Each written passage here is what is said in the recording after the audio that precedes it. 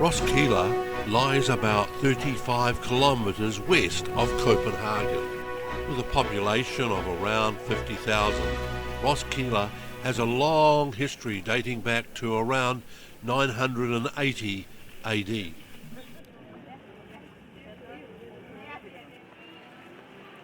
With an equally long history is the Roskilde Cathedral. The brick cathedral was completed in 1275 and replaced an earlier wooden structure. It contains the tombs of more than 3 dozen past Danish kings and queens.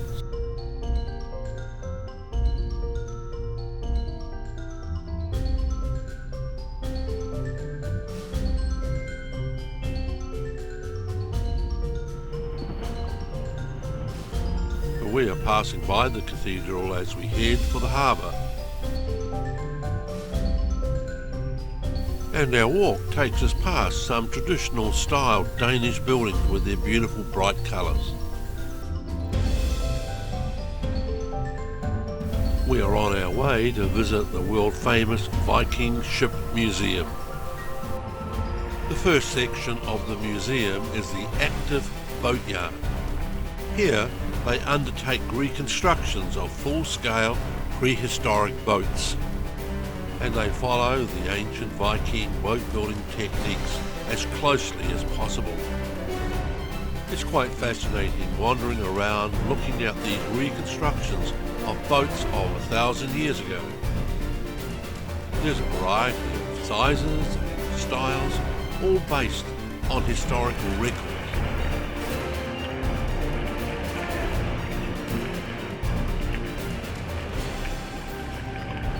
Judging by this example, I don't think open ocean sailing would have been all that comfortable.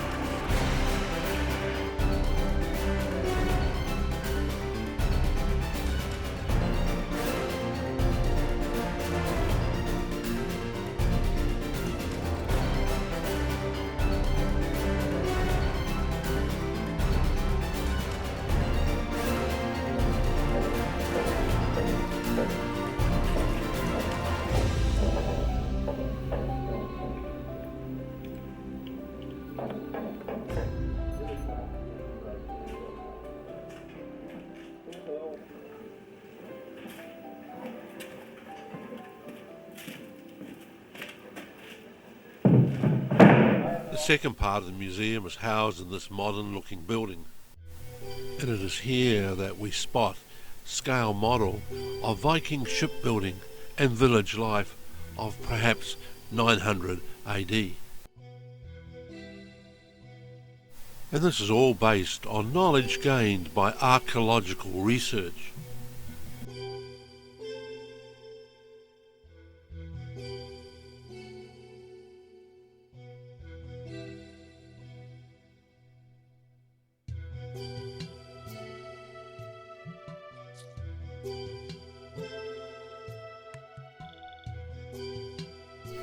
But even more interesting is the display of actual hulls from ancient Viking vessels.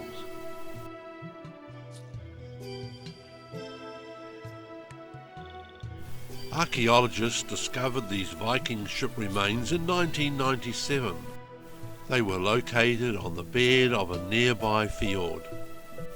The oldest is believed to date from 1030 AD. It seems that the 5 vessels discovered had been scuttled to protect Roskilde from seaborne attack. At that stage, the town was the Danish capital and a busy trading and transport hub.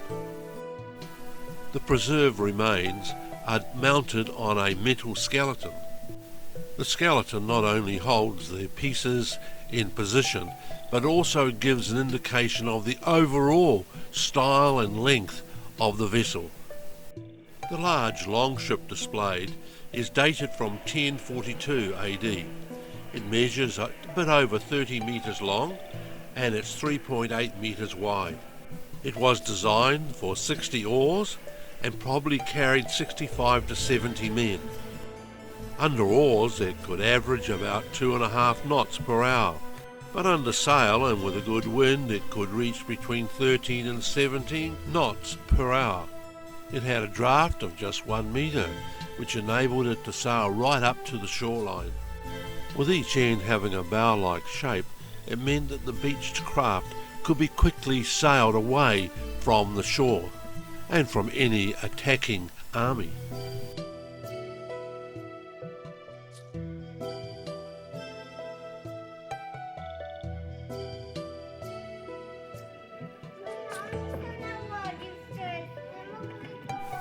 The museum also has some modern reconstructions, a very popular display with children.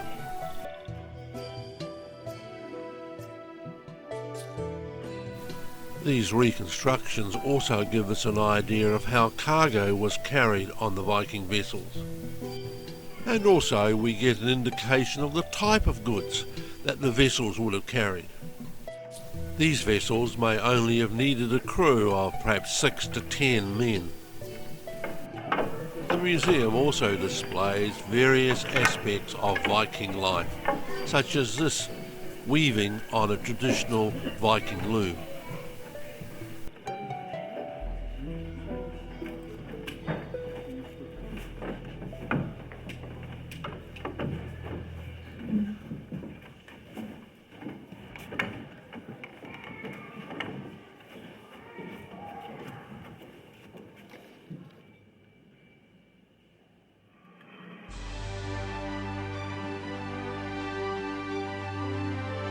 The ancient Vikings were great explorers, traders and warriors.